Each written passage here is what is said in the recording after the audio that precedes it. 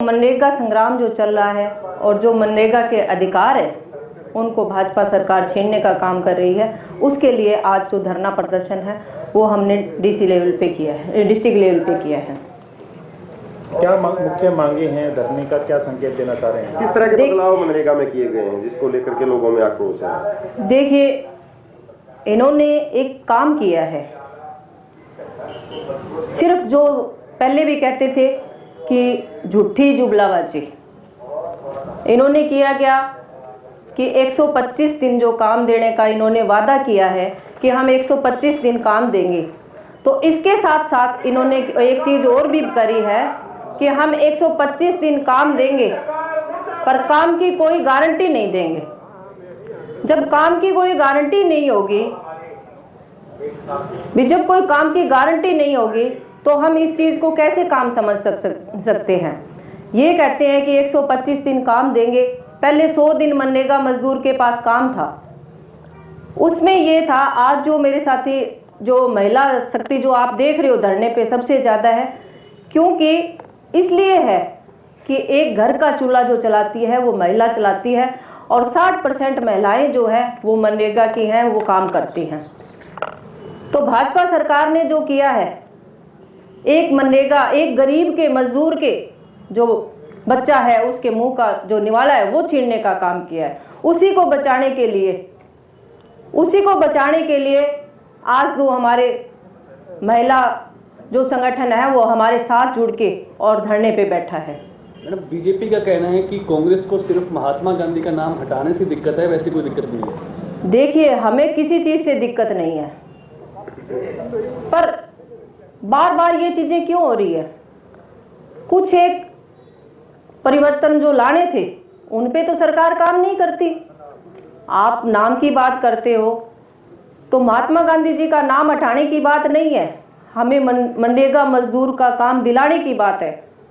क्योंकि मैं सरपंच भी हूँ गांव की और हम काम देते भी रहे हैं कि 100 दिन मजदूर के पास काम था और 100 दिन के अंदर होता क्या था कि मजदूर को पूरी प्रॉपर दिहाड़ी नहीं मिलती थी। क्योंकि जब भी हम काम देते हैं तो जो पैसा आना था वो केंद्र सरकार से आता था, और आज जो इन्होंने किया क्या है कि 40% पैसा राज्य की सरकार देगी। जब केंद्र सरकार के पास इतना पैसा था तो वहाँ भी जो मनरेगा का पैसा पूरा नहीं हो रहा था तो राज्य की सरकार कैसे कर देगी? मैडम, कांग्रेस जिला अध्यक्ष की तरफ से एक मैसेज डाला गया था कि सभी को यहाँ पहुँचना अनिवार्य है, लेकिन आपके जो तीनों विधायक हैं वो आपके कार्यक्रम में नहीं पहुँच पाते। तीनों विधायक गायब हैं, बड़े और नेता भी गायब हैं, हालांकि महिलाएं और पुरुष ठीक तादाद में पहुंचे। देखिए, सभी से बात हुई है मेरी, जो अमित शाह है वो भाई भी बाहर है, कोई मेडिकल चेकअप के लिए गए हैं, उनका लेटर भी आ गया मेरे पास। गोकुल भाई भी बाहर है और भरत सिंह जी से भी बात करी थी तो उनकी तबीयत खराब थी, वो बोले भी तबीयत ठीक हुई तो मैं जरूर आऊँगी, क्योंकि आपको पता भी है कि उनकी काफ़ी टाइम से तबीयत खराब भी रह रही है। मैडम, आप लगातार 4-5 साल से इस तरह के प्रदर्शन कर रही हैं, पिछले 4 साल से, तो क्या आपको लगता है ऐसे प्रदर्शन से बीजेपी सरकार पे या मुख्यमंत्री पे कोई फर्क पड़ेगा? एक बड़े प्रदर्शन की जरूरत नहीं है क्या? क्यों नहीं पड़ेगा, और बड़े लेवल पे हम प्रदर्शन करेंगे, क्यों नहीं करेंगे।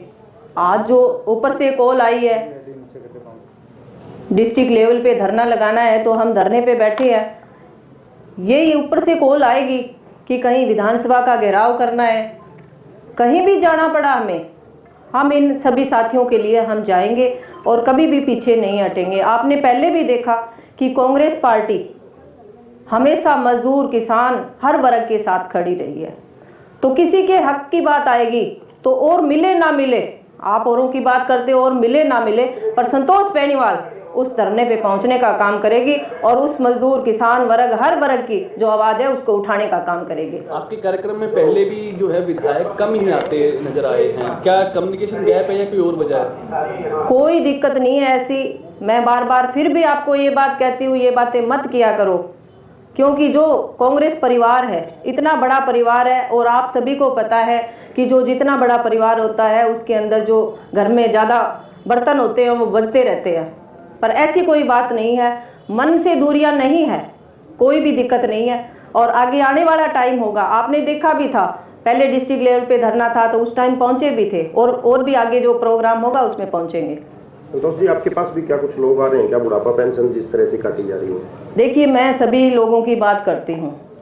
एक मनरेगा मजदूर की आज बात थी तो मैंने दूसरी बात नहीं रखी, इसीलिए नहीं रखी क्योंकि ये कहेंगे कांग्रेसियों को तो नहीं वो करने की बात पड़ रही है। आप देख रहे हो कि बहुत सारे लोग भी आए हैं इस चीज़ को लेके, बड़े बुजुर्ग भी आए हैं, उनकी तनख्वाह कटी है। जो देवीलाल जी के टाइम उनकी जो बुढ़ापा पेंशन थी वो बनी, और उसके बाद में जो सरकारें आई उन्होंने बढ़ाने का काम किया था, पर जो ये एक अभी सरकार आई है इसने तो इनका काटने का काम किया है। ये समस्या है। एक समस्या और भी है कि इन्होंने किया क्या था। पहले इन्होंने ये कहा था कि जो फसलें खराब हुई है उनका हम बीमा देंगे। आपने पहले भी धरना देखा कि 750 करोड़ जब बीमा दिलवाया था तो इनकी नाक में दम करके दिलवाया था। उसके बाद में आज तक सिरसा के अंदर कोई भी बीमा नहीं आया। दूसरी बात मैं युवाओं की करूंगी, जगह जगह चल रही है साइकिलें, पर उसका बेनिफिट आपको दिखाई दे रहा है? कुछ नहीं है, क्योंकि इनको नशा खत्म करना ही नहीं है, इनकी मंशा ही नहीं है। क्योंकि अगर नशा बंद होता है तो उसके बाद में जो आज का युवा है वो इनसे जवाब मांगने लायक हो जाएगा। उनको ये करना है कि उनको नशे की गिरफ्त में डाल दो, नौकरियां मत दो, किसान की जो फसल है, जो जमीन है उसको बंजर बना दो, उन पे फैक्ट्रियां लगा दो, और कोई इनका काम ही नहीं है। सारा सिस्टम इनका है कि किसी को भी ऊपर ना उठने दो।